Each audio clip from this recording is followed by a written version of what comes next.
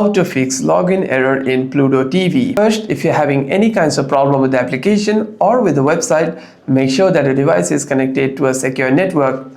Swipe down on the control center and tap on your Wi-Fi or cellular data to connect to a secure network. And by doing so, you shouldn't be facing any problems regarding your internet connection. However, if there's still any problems regarding your login, and on the search bar, you want to type in Pluto TV over here. Click on search and click on the website. By clicking on the website, you'll see a page something like this, and here you want to tap on sign in to sign in into your account, or if you don't have an account, you can simply click on create free account to create your new account. This is how you sign up or sign in through website. But if you want to log in through the application and you're facing trouble there, you can simply uninstall the application and install it again. And if that doesn't solve the problem, you can simply restart your device and open the app again.